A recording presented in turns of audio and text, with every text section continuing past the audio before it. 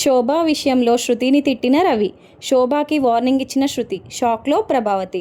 అసలు ఇదంతా ఎలా జరగబోతుందో తెలుసుకోవాలనుకుంటే ఇప్పుడే మన ఛానల్ని సబ్స్క్రైబ్ చేసుకొని పక్కనే ఉన్న బెల్ ఐకాన్ని క్లిక్ చేయండి. నీతూ మాటలు అనేసి వెళ్ళిపోయిన తర్వాత రవి చాలా బాధపడతాడు. అసలు అత్తయ్య ఎందుకు ఇందులో కలుగ చేసుకుంటున్నారు? ఇప్పుడు శృతిని ఎవరు పని చేయమని చెప్పారు? శృతి ఇష్టంతోనే కదా తను వచ్చి పని చేస్తుంది. ఇప్పుడు బ్లాంక్ చెక్ ఇచ్చి ఈ హోటల్ అంతా ఈ రెస్టారెంట్ అంతా నాకే ఇచ్చేయమని చెప్పేసి అంటే నీతో ఫీల్ అవ్వదా? వాళ్ళ రెస్టారెంట్లో నేను వర్క్ చేస్తున్నాను కదా షెఫ్ లాగా, నా పరిస్థితి ఏంటి? అసలు ఏమనుకోవాలి? అయ్యో ఏం చేయాలి ఇప్పుడు అని చెప్పేసి ఆలోచిస్తూ ఉంటాడు రవి. అయితే ఇలా కాదు, నేను వెళ్ళి శృతితో మాట్లాడితే బాగుంటుంది, శృతితో మాట్లాడాలి ఏదో రకంగా అని చెప్పేసి శృతికి ఫోన్ చేస్తాడు. శృతికి ఫోన్ చేస్తే ఎక్కడున్నావు శృతి అని అడిగితే ఏమైంది రవి అని అడుగుతుంది. ఏం లేదు, మీ వాళ్ళు చేసిన ఘనకార్యం అంతా ఇంత కాదు, ఏం చెయ్యాలో కూడా అర్థం కావట్లేదు, నువ్వెక్కడున్నావు అంటే నేను ఇంట్లోనే ఉన్నాను అని చెప్పేసి అంటుంది శృతి.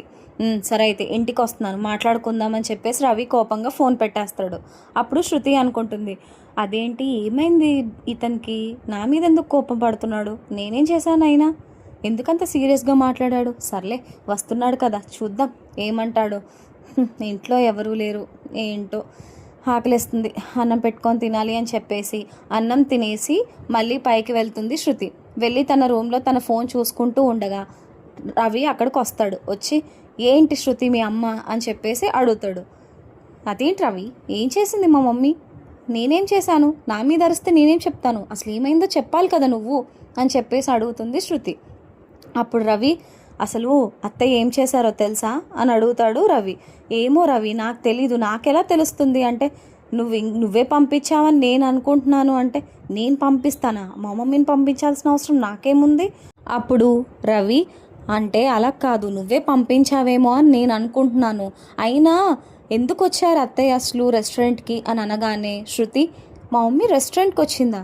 ఎందుకు వచ్చింది అంటే నాకు నీతో చెప్పింది, ఇలా మీ మమ్మీ అంట రెస్టారెంట్కి వచ్చి ఈ రెస్టారెంట్ అంతా నాకు కావాలి అని చెప్పేసి బార్గెయిన్ చేసి సంతకం పెట్టిందంట.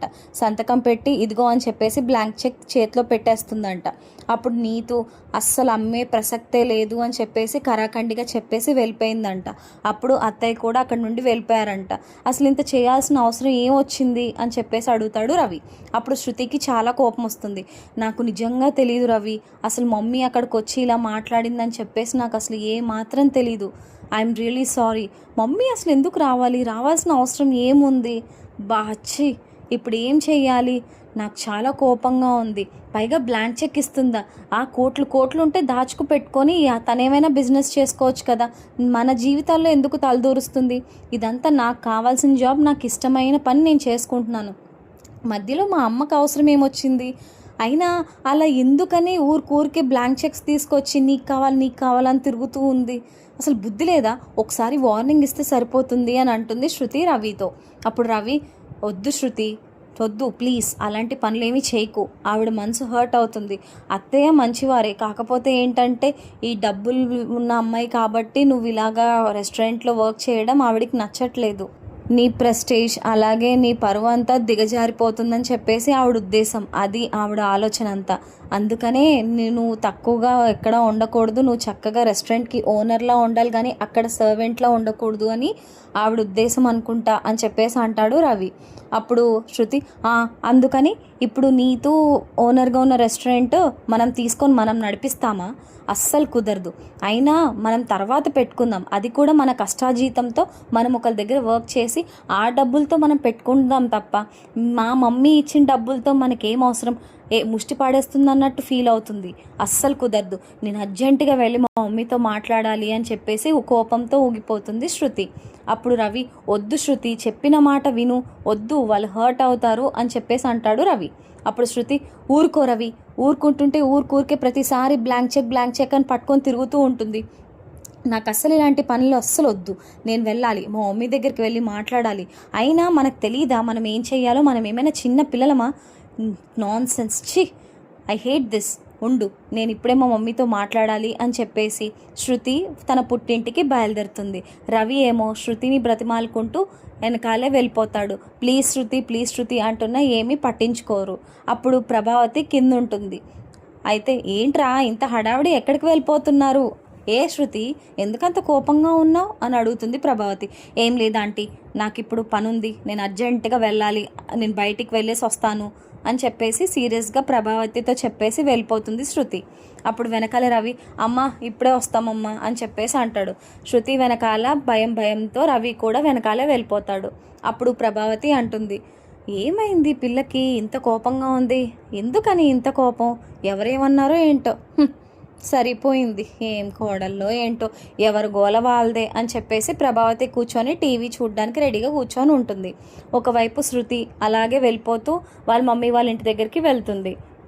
లోపలికి వెళ్ళి మమ్మీ మమ్మీ అని గట్టిగా అరుస్తుంది శోభ కోసం. అప్పుడు శోభ బయటకు వచ్చి, అమ్మ శృతి రామ్మా, ఎన్నాళ్ళైంది ఇంటికి వచ్చి, దా కూర్చో అంటే, మమ్మీ నేనేమి నీ మర్యాదల కోసం రాలేదు, నువ్వు చేసే పనులు నాకు నచ్చట్లేదని చెప్పడానికి వచ్చాను అని చెప్పేసి అంటుంది శృతి. నేనేం చేశానే అని అడుగుతుంది శోభ. అప్పుడు శృతి, ఏం చేసావా, ఈ బ్లాంక్ చెక్కులు పట్టుకొని తిరుగుతావు ఏంటి మమ్మీ నా జీవితం చుట్టూ, నాకు మీరు వేసే డబ్బు ఏది అవసరం లేదు, నేను రవి ఇద్దరం సంపాదించుకుంటాం, మా సొంత కాళ్ళ మీద మేము నిలబడతాం, నువ్వు ఏమీ చేయాల్సిన అవసరం లేదు, మెయిన్ నా జీవితంలోకి నువ్వు రాకు, నేను చాలా ప్రశాంతంగా ఉన్నాను, నువ్వు ఊరికే వచ్చి బ్లాంక్ చెక్కులు తీసుకొచ్చి నా జీవితాన్ని అంతా నాశనం చేసేస్తున్నావు, మా ఆయన పరువు కూడా పోగొడుతున్నావు, ఆయన ఎంతో కష్టపడి రేయిం పగళ్ళు చక్కగా చేసుకుంటారు, ఆయనకి చెఫ్గా మంచి పేరు ఉంది, అది నీకు తెలుసు, నువ్వే చెడగొడుతున్నావు మమ్మీ, ఎన్నిసార్లు చెప్పాలి, నువ్వు నీతు దగ్గరికి వెళ్ళాల్సిన అవసరం ఏమొచ్చింది మమ్మీ, తను వీళ్ళ హెడ్ అని తెలుసు కదా, ఆ ఓనర్ దగ్గరికి వెళ్ళి బ్లాంక్ చెక్ ఇచ్చి రెస్టారెంట్ అంతా ఇమ్మని చెప్పడం ఏంటి మమ్మీ, బుద్ధుందా నీకు అసలు అని చెప్పేసి గట్టిగా తిడుతుంది శృతి శోభని. అప్పుడు శోభ, ఏంటే రెచ్చిపోతున్నావు, నా కూతురు అలా పనిచేయడం నాకు అస్సలు ఇష్టం లేదు, అయినా రెస్టారెంట్లో నువ్వు కూలీగా చేయడం ఏంటి మీ ఆయనతో కలిసి, అసలు బుద్ధుందా, ఎలాంటి ఇంట్లో పెరిగావు నువ్వు, అలాంటిది ఆ ఇంట్లోకి వెళ్ళినా సరే ఒప్పుకున్నాం, అలాగని రెస్టారెంట్లో కూలీ పని చేస్తానంటే నేను ఎలా ఒప్పుకుంటాను, నా ప్రెస్టేజ్ ఏం కావాలి, అసలు ఏం మాట్లాడుతున్నావు నీకన్నా అర్థమైందా అంటే, స్టాప్ ఇట్ మమ్మీ, నేను దీని గురించి ఏం అడగడానికి చెప్పడానికి ఏం రాలేదు, నేను నా గురించి చెప్పడానికి వచ్చాను, నేనేమి విన్ను, నువ్వేం చెప్పినా నేను విన్ను, నేను చెప్పేది నువ్వు విను చాలు, మా జీవితాల్లోకి అస్సలు రాకు, అస్సలు కలగజేసుకోకు, మేము మా సొంత పాదాల మీద, మా సొంత ప్రయోజనాల మీద, అలాగే మా సొంత డబ్బుతో మేము ఏదైనా చేసుకుంటాం, మాకు తెలీదా ఎలా ఉండాలో ఏంటో, నువ్వు చెప్పాలా మాకు తెలుసు కదా, మా కష్టాజీతంతో మేము పైకొద్దాం అనుకుంటున్నాం, కానీ మధ్యలో నువ్వు వచ్చి మొత్తం అంతా ఫెయిల్ చేసేస్తున్నావు, ఇప్పుడిప్పుడే బాగుంటుంది లైఫ్, నువ్వు వచ్చి ఇంకా ఇంకా ఇంకా ఇంకా పిచ్చి పనులు చేస్తూనే ఉన్నావు, అసలు మా ఇంటికి రావాల్సిన అవసరం ఏముంది, అక్కడ చెక్ పట్టుకొని తిరిగావు, ఇప్పుడేమో రెస్టారెంట్కి వచ్చి చెక్ పట్టుకొని తిరుగుతున్నావు, ఎందుకు మమ్మీ ఇలాంటి పిచ్చి పనులు చేస్తున్నావు అని చెప్పేసి అంటుంది శృతి. కరెక్ట్గా అప్పుడే శృతి వాళ్ళ నాన్న బయటకు వచ్చి, ఏంటి అమ్మ మీద అరుస్తున్నావు అని చెప్పేసి గట్టిగా మాట్లాడతాడు. చూడండి నాన్న, చెప్తున్నాను కదా, ప్లీజ్ నా జోలికి మాత్రం రావద్దని మీ ఆవిడతో చెప్పండి అని చెప్పేసి అంటుంది శృతి. అప్పుడు శృతి వాళ్ళ నాన్న, మీ అమ్మ ఏం చేసింది అని చెప్పేసి అడుగుతాడు. లేదు డాడీ, నా జీవితంలో ప్రతిసారి వస్తుంది, బ్లాంక్ చెక్కులు పట్టుకొని తిరుగుతూనే ఉంటుంది, ఇప్పుడేమో నేను వర్క్ చేసే రెస్టారెంట్లో కూడా చాలా దారుణంగా మాట్లాడిందంట, రెస్టారెంట్ అంతా మాకు హ్యాండ్ ఓవర్ చేసేయండి, ఇదిగో బ్లాంక్ చెక్ అని చెప్పేసి సైన్ పెట్టి ఇచ్చింది, నేను వద్దు మా జీవితాల్లోకి రాకు అని చెప్పిన ప్రతిసారి కూడా ఈవిడ అసలు వినట్లేదు. రవి ప్రెస్టేజ్ ఏంటి, తను ఎంత మంచి చెఫో తెలుసా, ఎంత బాగా చేస్తాడో తెలుసా, ఒక వర్క్ ఇస్తే ఎంత పర్ఫెక్ట్గా ఉంటుందో తెలుసా, ఓకే ఆ రెస్టారెంట్కి మా రవి వల్లే పేరు వచ్చింది, దానికి మీరు గర్వపడాలి, అంతే తప్ప ఈ రెస్టారెంట్ అంతా మాది మేము కొనేసుకుంటామంటే ఎవరికైనా ఎలా ఉంటుంది, తన దగ్గర ఎన్నో సంవత్సరాల నుంచి చేస్తున్నాడు, ఆ కృతజ్ఞతాభావం ఉంటుంది కదా తనకు తెలియదా ఎప్పుడు ఏం చేయాలో, డబ్బులు సమకూరిన తర్వాత అంతా బాగుంటే మేమే సొంతంగా రెస్టారెంట్ పెట్టుకుంటాం, అది మా గోల్ కూడా, అంతే తప్ప ఎందుకు మమ్మీ ఇలా చేస్తుంది నాకు అర్థం కావట్లేదు డాడీ అని చెప్పేసి అంటుంది శృతి. అప్పుడు శృతి వాళ్ళ డాడీ, రే నువ్వేంట్రా నువ్వేం మాట్లాడవేంటి అని చెప్పేసి అంటాడు. అప్పుడు రవి, నేనేం మాట్లాడతాను మావయ్య, అత్తయ్య గారిని అలా కలగజేసుకోవద్దని చెప్పేసి చెప్పండి, నాకు కూడా ఎంత తల తీసేసినట్టు అయిందో తెలుసా, ఆ నీతు మేడం కూడా చాలా చాలా బాధపడుతున్నారు ఇలా చేసినందుకు. ప్లీజ్ మావయ్య, మీరైనా అత్తయ్యతో చెప్పండి, ఊరికూరికి అలా రెస్టారెంట్కి కానీ ఇంటికి కానీ అలా బ్లాంక్ చెక్ పట్టుకొని రావద్దని చెప్పండి మావయ్య. సరదాగా అయితే రావచ్చు, ఇలా మాటలు మాట్లాడితే ఎవరని ఊరుకుంటారు మావయ్య, మీరే చెప్పండి అని చెప్పేసి అంటాడు రవి.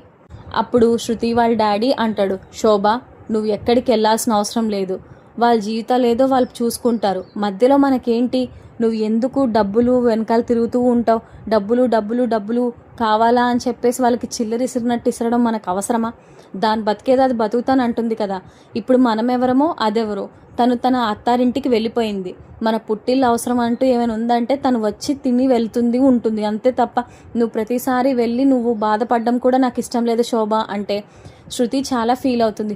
అదేంటి డాడీ, అమ్మే కదా వచ్చి నా దగ్గర ఇలా మాట్లాడింది అంటే, అమ్మ వచ్చింది దేనికోసం వచ్చింది, నీ బాగు కోసమే కదా వచ్చింది, అలాంటప్పుడు అమ్మని ఎందుకు అన్నన్ని మాట్లాడుతున్నావు నువ్వు అసలు అమ్మని అనడానికి గ్రీన్ లేదు, నా భార్య నాకు ఇంపార్టెంట్, అంతే తప్ప నీ మాటల వల్ల తను ఎంత బాధపడుతుందో నీకు ఏమైనా అర్థమైందా అని చెప్పేసి అంటాడు శృతి వాళ్ళ నాన్న. అప్పుడు శృతి, మీకు చెప్పినా అనవసరం, కానీ నాన్న ఇదే లాస్ట్ అండ్ ఫైనల్ చెప్తున్నాను, మా జీవితం మా ఇష్టం, మీరు అసలు మధ్యలో జోక్యం చేసుకోకండి, డబ్బులు డబ్బులు అని చెప్పేసి మా వెనకాల కూడా తిరక్కండి, మా కష్టార్జితం మీద మేము బతుకుదాం అనుకుంటున్నాం డాడీ, ప్లీజ్ మీరు డబ్బులు కావాలా అని చెప్పేసి ఊరికే మా వెనకాల పడకండి, ఓకే మీరు డబ్బులు కావాలా అంటప్పుడు మాకు కావాలంటే మేము చక్కగా తీసుకుంటాము, అంతే తప్ప ప్లీజ్ మా పరువు మాత్రం పోగొట్టకండి, అంతా బాగుంది, మీరు మళ్ళీ మళ్ళీ పిచ్చి పిచ్చిగా చేసి నా జీవితాన్ని నాశనం చేయొద్దు, మేమిద్దరం చాలా హ్యాపీగా ఉన్నాం, మాకు చాలా ప్రశాంతంగానే ఉంది, ప్లీజ్ ఇంకెప్పుడు మా దగ్గరికి అంత మనీ మనీ మనీ అని చెప్పేసి ఆ మనీ మైండ్తో నా దగ్గరికి రావద్దు ప్లీజ్ అని చెప్పేసి ఇద్దరికి గట్టిగా చెప్పేసి శృతి అక్కడి నుండి వచ్చేస్తుంది. అప్పుడు రవి, సారీ మావయ్య, ఏమనుకోకండి అత్తయ్య, ప్లీజ్ ఈ మాట మాత్రం వినిపించుకోండి చాలు అని చెప్పేసి శృతి వెనకాలే శృతి శృతి అనుకుంటూ వెళ్ళిపోతాడు. శృతి అక్కడి నుండి కోపంగా బయటికి వచ్చి ఏడుస్తుంది.